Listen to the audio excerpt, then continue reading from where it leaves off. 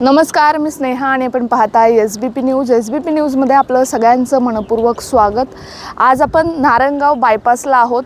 कृषी उत्पन्न बाजार समिती जुन्नर उपबाजार आवारात आपण आहोत आणि या ठिकाणी जर आपण बघितलं, जो पाऊस झाला त्या पहिल्याच पावसात हे जे कृषी उत्पन्न बाजार समितीने जे धनामेथीसाठी मार्केट उभं केलं होतं, त्या मार्केटची ही अवस्था आहे. आपण जर बघितलं तर 38 लाख रुपये ह्या मार्केटसाठी, ह्या 4 शेडसाठी, हे जे लाकडी शेड उभारण्यात आले यासाठी 38 लाख रुपये खर्च करून हे शेड उभं करण्यात आलं. परंतु पहिल्याच पावसात ह्या शेडची ही अवस्था आहे. ह्याच संदर्भात कृषी उत्पन्न बाजार समितीचे उपसभापती निवृत्ती काळे यांनी या संदर्भात एक बाईट दिली होती. त्यांनी असं सांगितलं आहे की याचे जे ताडपत्री आहेत ते रियूज होणार आहेत, याचे जे लाकडं आहेत ते रियूज होणार आहेत, परंतु 7 ते 8 लाख रुपये पुन्हा ह्या सगळ्या प्रोसेसला खर्च होणार आहेत असंही त्यांनी सांगितलं आहे. या संदर्भातच स्वाभिमानी शेतकरी संघटनेचे काही कार्यकर्ते आपल्याशी चर्चेसाठी आलेले आहेत आणि जाणून घेणार आहे की नक्की काय म्हणणं आहे त्यांचं. अच्छा, स्वाभिमानी शेतकरी संघटना तालुका प्रतिनिधी म्हणून काम पाहतो.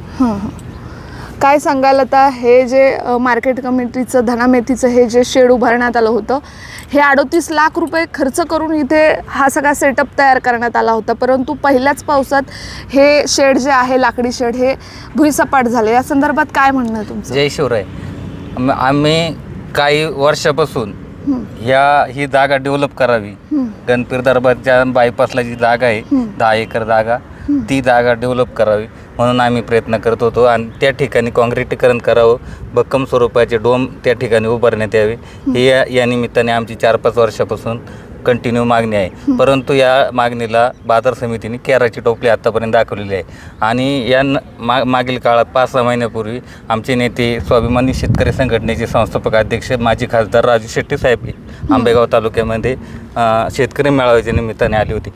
त्यांच्या देखील कानावर ही गोष्ट घातलेली होती आणि ते देखील बाजार समितीच्या काही प्रतिनिधींबरोबर ते बोललेले होते. परंतु या ठिकाणी त्यांच्या देखील ते खासदार आहेत, त्यांनी मंत्रालय या ठिकाणी सिंधुदुर्गातले शेतकरी असतील, आंब्याचं आंदोलन एवढं आक्रमकपणे केलं, त्याची दखल केंद्रात राज्यात घेतली गेली, परंतु बाजार समिती या ठिकाणी दखल का घेत नाही हा देखील प्रश्न आम्हाला या निमित्ताने उपस्थित होतो. आमचे नेते प्रभाकरजी बांगरपणे जिल्हाध्यक्ष यांनी देखील या संदर्भात तीव्र संताप व्यक्त केलेला आहे आणि शेतकऱ्यांच्या देखील कमेंट आपल्या सोशल मीडियाच्या माध्यमातून अतिशय तीव्र प्रकारचे येत आहे. याच्यात आर्थिक गैरव्यवहार मोठ्या प्रमाणात झालेला असावा हे या निमित्ताने सांगतो. आम्ही देखील शेतकरी आहोत. तात्पुरत्या स्वरूपाची शेड उभं करणं योग्य नाहीच आणि 35 ते 38 लाख रुपये या निमित्ताने ह्या ठिकाणी खर्च केलेत. हे शेतकऱ्यांचा पूर्णपणे विरोध होता, काही संचालकांचा विरोध होता. या ठिकाणी बाजार समितीचे संचालक माऊली शेठ खंडागळे यांचा तीव्र विरोध होता या शेड उभारण्यासाठी. तसेच बाजार समितीचे संचालक संतोषदास चव्हाण यांचा देखील या ठिकाणी विरोध होता. मग संचालकांचा विरोध असताना, बाजार समितीचा विरोध असताना, म्हणजे शेतकऱ्यांचा विरोध असताना, स्वाभिमानी शेतकरी संघटनेचा विरोध असताना आमच्याबरोबर अनेक शेतकरी संघटना सहभागी असतात. राजू शेट्टी साहेबांच्या नेतृत्वाखाली ते काम करत असतात. त्यांचा देखील या कामाला विरोध होता आणि विरोध असताना देखील आपण या ठिकाणी काम करता आणि ते भक्कम स्वरूपात करत नाही. याच्यात काहीतरी तुमचा गोड बंगला आहे असं आम्हाला निश्चितपणे वाटतं. आता आपण जर बघितलं तर 38 लाख रुपये खर्च करून त्यांनी सांगितले की हे शेड उभारण्यात आलं आहे, परंतु कृषी उत्पन्न बाजार समितीचे उपसभापती निवृत्ती काळे यांनी सांगितले की ह्या शेडचे जे ताडपत्री आहेत त्याचा रियूज होऊ शकतो आणि 7 ते 8 लाख रुपये फक्त खर्च येऊ शकतो असंही त्यांनी सांगितलंय. याबाबत काय म्हणणं आहे? टोटलच खर्च हे सभामंडळ जे शेड टाकले तात्पुरत्या स्वरूपाचे आणि आपण दुनिया चालली चंद्रावर आणि आपण बांबू आणि लाकडांचं शेड उभं करणं सभापतींना योग्य वाटतं का? जे उपसभापती त्यांना हे उत्तर देणं योग्य वाटतं का? या ठिकाणी आम्ही अनेक वेळेला मागणी केली होती का या ठिकाणी आता तुम्ही पाहिलं तर इथं माती आहे, मातीवर धनामेथी टाकणं किंवा हीट तयार होते दिवसभर आणि ती हीट धनामेथीवर संध्याकाळी कवळे माल असतात ते आणल्यानंतर हीट त्याला लागते आणि एवढं मोठं सुंदर मार्केट आहे. महाराष्ट्रात 1 नंबरचं मार्केट आहे, नारायणगाव मार्केट आहे. आणि मी संजयजी काळे साहेबांचे वडील म्हणजे शिवाजीराव काळे साहेब यांनी मोलाचं सहकार्य करून या ठिकाणी मार्केट उभारलं आणि त्यांच्याच त्यांचाच मुलगा जर अशा प्रकारची नासधूस या ठिकाणी करत असेल तर योग्य नाही. पैसा हा शेतकऱ्यांचा आहे. बाजार समितीनं जरी तुमच्या ताब्यात असेल, तुम्ही या ठिकाणी पैशाचा गैरव्यवहार करणं हे शक्यच नाही. आणि या निमित्ताने मी सांगतो की यापुढील काळामध्ये ही शेड उभे करू नका. भक्कम स्वरूपाची शेड या ठिकाणी आमची स्वाभिमानी शेतकरी संघटनेची अनेक वर्षापासूनची मागणी आहे. या ठिकाणी भक्कम स्वरूपाचे शेड किंवा डोम या ठिकाणी काँक्रिटीकरण केलं पाहिजे आणि त्याला निधी शासनाकडून आणा. तुमच्याकडं बाजार समिती मोठ्या प्रमाणात निधी आहे, तो वापरा आणि भक्कम स्वरूपाचं शेड या निमित्ताने करा. परंतु आता निवृत्ती काय असं म्हणतायत की शेजारच्या तालुक्यात सुद्धा अशीच शेड आहेत, त्यावर काय म्हणणं आहे मग तुमचं?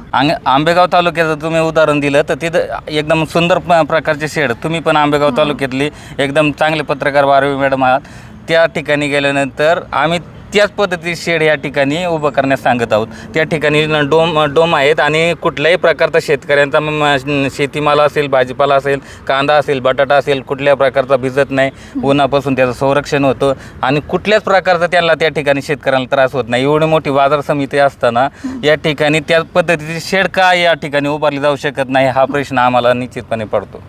काय आव्हान कराल शेतकऱ्यांना कृषी उत्पन्न बाजार समितीला सुद्धा? शेतकऱ्यांनीच आम्हाला अनेक शेतकऱ्यांचे फोन येतात या निमित्ताने की या ठिकाणी व्यवस्थित शेड उभारले गेले पाहिजेत आणि मार्केट स्थिर झालं पाहिजे.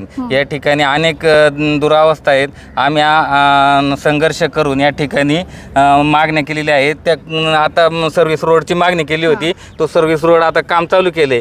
आम्ही शासनाचं जे खासदार अमोलजी कोल्हे साहेब यांच्या माध्यमातून तो फंडिंग उपलब्ध झाला. शरद सोनवणे यांनी त्या ठिकाणी सहकार्य करून तो फंड उपलब्ध करून दिला, त्यांचं आम्ही अभिनंदन करतो. पण ह्या मागण्यांकडं डोळे झाक व पडदा टाकला नाही पाहिजे या निमित्ताने आम्ही सांगतो. आम्ही सकाळीच आमचा प्रभाकर शेठ बांगर जिल्हाध्यक्ष यांना फोन झालेला आहे.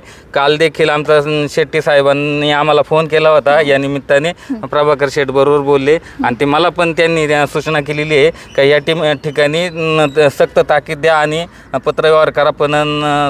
कार्यकारी पणन संचालक आहेत पुण्याचे, त्यांना या ठिकाणी पत्रव्यवहार करून आपल्या तक्रार आणि उग्र स्वरूपाचं आंदोलन बाजार समितीत या दखल जर घेतली नाही स्वाभिमानीची, तर ज्याप्रमाणे साहेबांचं आंदोलन मोठमोठे होतात, कोल्हापूर, सोलापूर, पुण्यात आंदोलन होतात, त्याप्रमाणे नारायणगावात निश्चितपणे आम्ही आंदोलन करू. आपण जर बघितलं तर स्वाभिमानी शेतकरी संघटनेचे कार्यकर्ते आपल्यासोबत जोडले गेले होते आणि त्यांनी जर सांगितलं की निश्चितप्रमाणे जर इथं स्ट्रक्चर पुन्हा व्यवस्थित उभं केलं नाही, परमनंट स्वरूपाचं स्ट्रक्चर उभं केलं नाही, तर येत्या काळात मोठ्या स्वरूपाचं आंदोलन करण्यात येईल असा इशारा त्यांनी यावेळेस दिला आहे. उत्पन्न बाजार समिती जुन्नर, या जुन्नर बाजार समितीचा उपबाजार नारायणगाव या ठिकाणी भाजी बाजार जो भरतो, धना मेथी आणि इतर भाजीपाला या ठिकाणी शेतकरी घेऊन येत असतात आणि या ठिकाणी बाजार समितीच्या संचालक मंडळानं 38 ते 40 लाख रुपये खर्च करून एक तात्पुरतं शेड उभं केलं होतं. ते केवळ लाकडामध्ये, बांबूमध्ये उभं केलेलं शेड होतं. पहिल्याच अवकाळी पावसामध्ये आणि वादळी वाऱ्यामध्ये हे शेड जमीनदोस्त त्या ठिकाणी झालेलं आहे. या ठिकाणी शेतकऱ्यांचे पैसे पूर्णपणे वायाला गेलेले आहे. अशा पद्धतीचं निकृष्ट दर्जाचं काम केलेलं आपल्याला पुन्हा एकदा निदर्शनात या ठिकाणी आलेलं आहे. या ठिकाणी बाजार समितीनं जर लोखंडी खांबामध्ये आणि सिमेंटमध्ये हे काम जर उभं केलं असतं, मजबूत काम उभं केलं असतं, तर ही परिस्थिती झाली नसती. पुन्हा एकदा पैसे खाण्याच्या दृष्टीनं हे बोगस काम या ठिकाणी करण्यात आलेलं आपल्याला दिसायला लागलेलं आहे. या ठिकाणी शेतकऱ्यांची अवस्था आणि परवड या ठिकाणी थांबायला तयार नाही. या संदर्भामध्ये स्वाभिमानी शेतकरी संघटना पणन संचालकाकडे लेखी तक्रार करणार असून या प्रकरणाची संपूर्ण चौकशी करायला लावणार असून दोषींवरती कारवाई करण्याची मागणी आम्ही स्वाभिमानी शेतकरी संघटनेच्या वतीनं या ठिकाणी करणार आहोत. आणि यापुढच्या काळामध्ये जर यांच्या कारभारामध्ये सुधारणा झाली नाही तर मग मात्र आक्रमक आंदोलन करून या ठिकाणी बाजार समितीच्या संचालक मंडळाला वठणीवर आणल्याशिवाय स्वाभिमानी शेतकरी संघटना या ठिकाणी गप्प बसणार नाही.